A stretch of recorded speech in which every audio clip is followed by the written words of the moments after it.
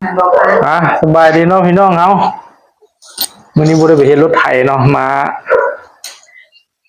แพ็กสายไฮดรอลิกเนาะมื้อนี้แพ็กสายไฮดรอลิกให้สร้างอยู่ทางกันทางเมืองปะเงิมเนาะจังว่าบ่ได้ไปเฮ็ดไฮดรอลิกให้พี่น้องเฮ็ดรถไถให้พี่น้องเฮาเบิ่งแพ็กสายไฮดรอลิกก็สิมีอยู่เป็นชุดจังซี่เนาะที่ว่าสร้างเพิ่นอยู่ถึงเมืองปะเงิมเพิ่นสั่งเนาะสั่งนำสั่งสายแล้วก็มีพวกหลังคาเนี่ยเนาะหลังคาแต่จะมีน็อตนำน็อตข้อต่อต่างๆเนาะที่ว่าอยู่ไหนนี่ทางซ้ายก็สิได้แพ็คฝากไปเนาะให้เพิ่น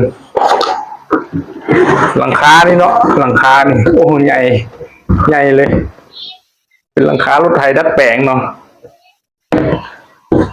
ก็สิได้แพ็คฝากให้เพิ่นเดี๋ยวเขาไปแพ็คน้ำกันเนาะในการแพ็กสิแพ็กใส่ไทยสิเนาะใส่ไทยใส่เป๋าใส่ไทยใส่เป๋าเฮาเนาะแล้วก็จังสีติดสกอตเนาะติดเทปไว้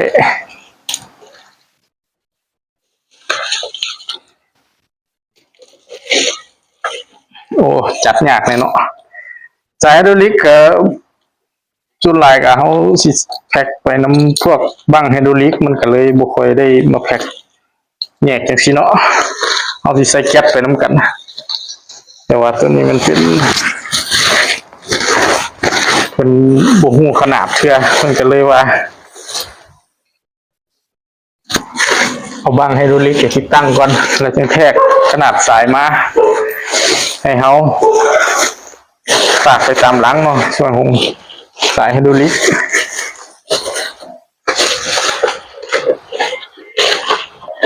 เดี๋ยวเขาแพ็คไปแล้วกันไปฝากให้เพิ่นนำกันเนาะพร้อมกับหลังคา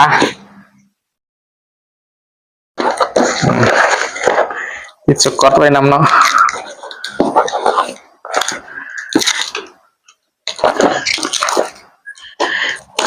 ว่ามื้อนี้ก็ฝนตกเนาะฝนตกก็บ่ได้ไปเฮ็ดรถไถดัดแปลงแล้วก็บ่ได้ไป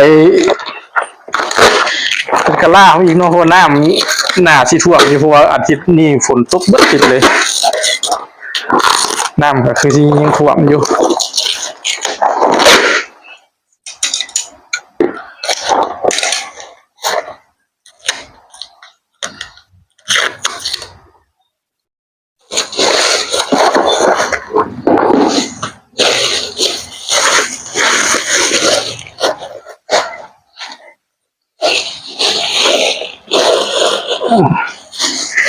ใส่น้ำกันเนาะ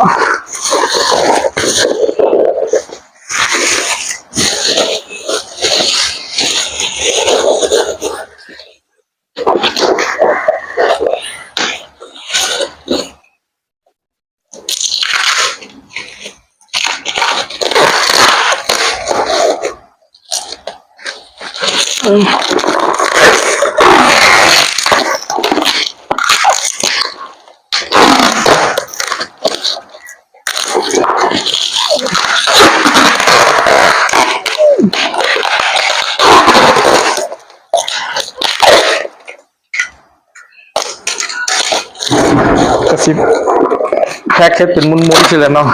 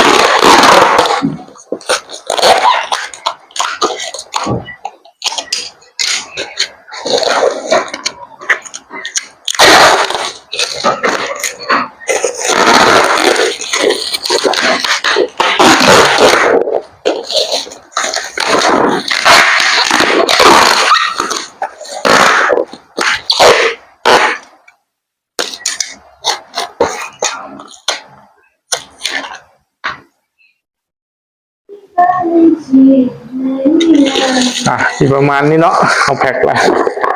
ประมาณนี้เดี๋ยวเขาไปแพ็คหลังคาก่อนแบบนี้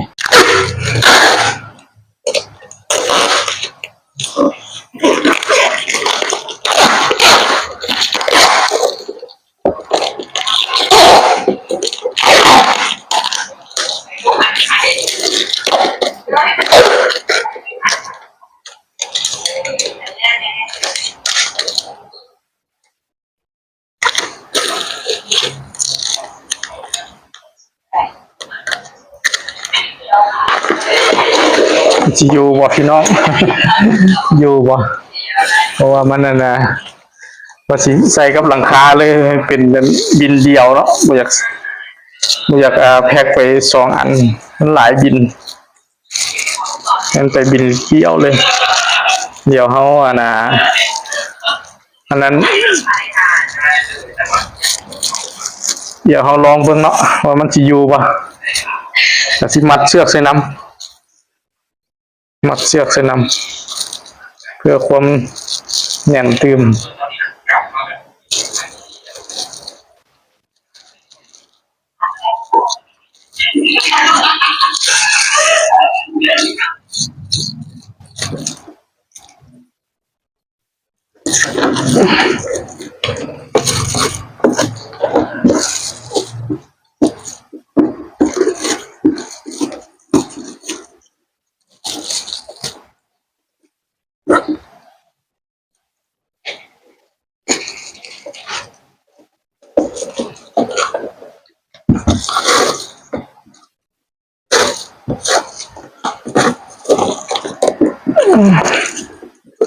แน่นบ่เฮียวะวังคือสิบ่เฮียเนาะ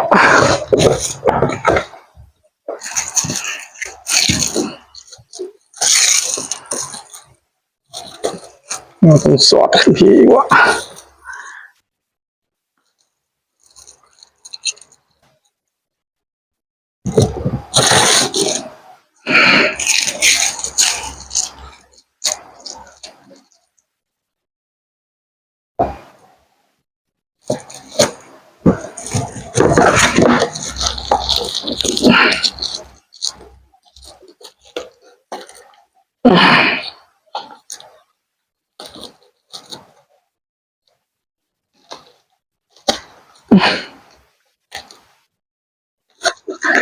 ว่าคือสิบ่เฮีย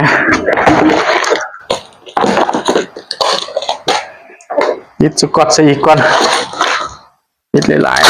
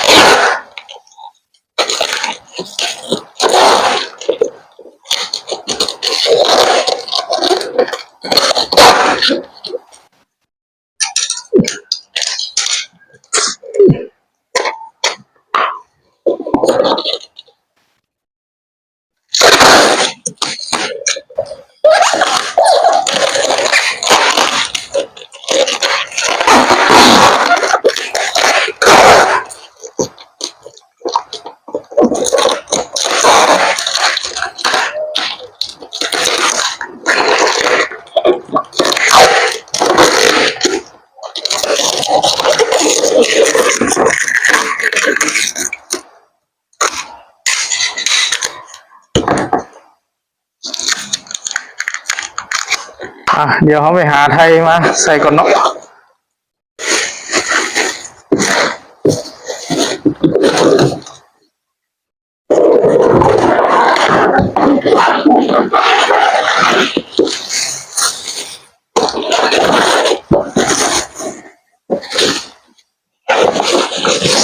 ใส่ไทยคือกันเนาะหลังคาเขาก็ได้ใส่ไทยคือกัน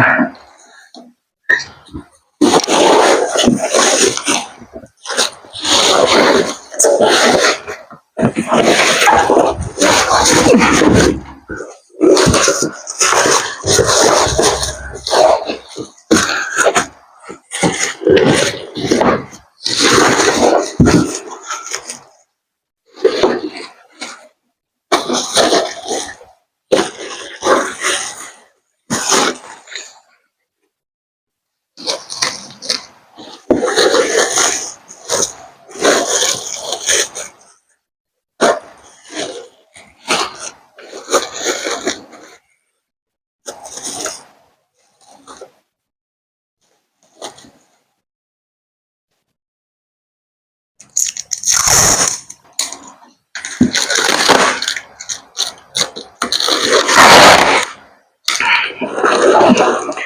กติหลังคามันเฮาแพ็คผู้เดียวมันก็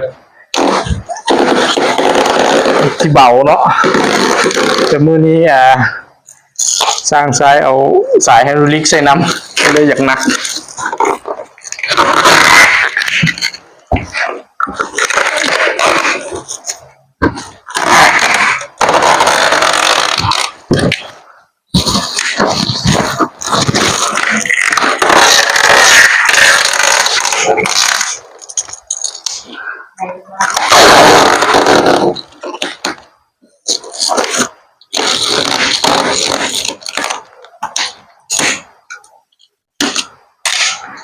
ลองมึงน้ำสิอยู่บ่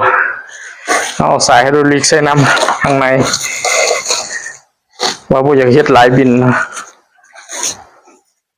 สิอยู่บ่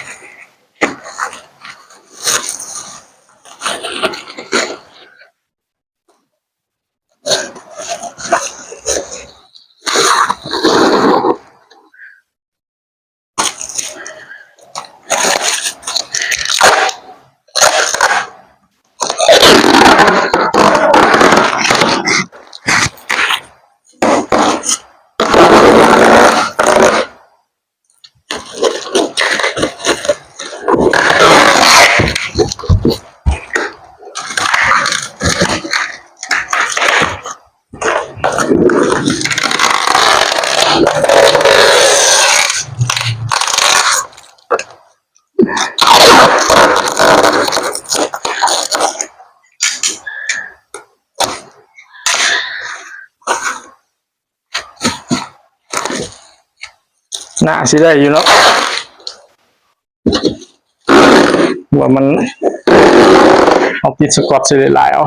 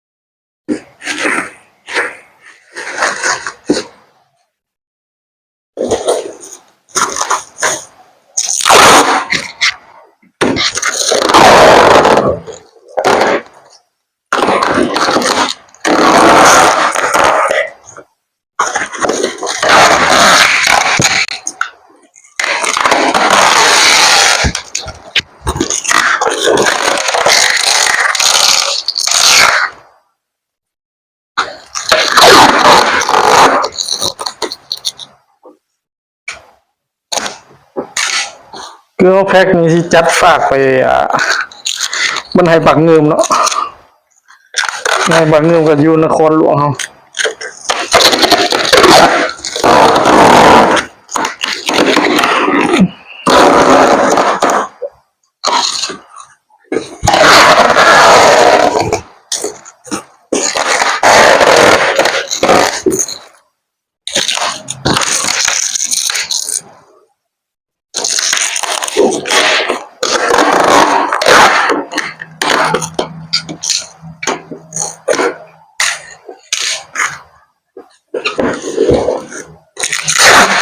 สิเน้นใส่บนมีหลายๆเนาะมันเป็นมีสายไฮดรอลิกอยู่นี่เนาะ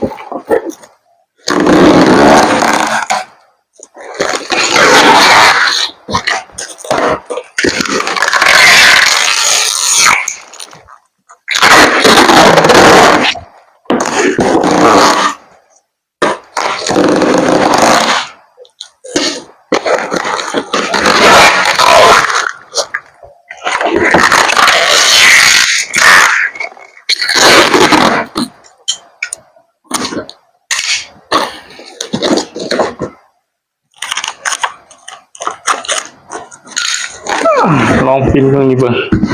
ได้บ่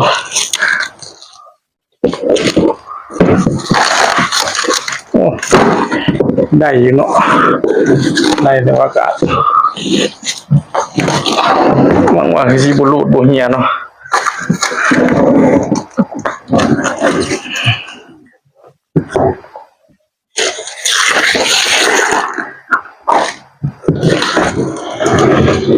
สิประมาณนี้เนาะสำหรับการแพ็คเฮาล่ะ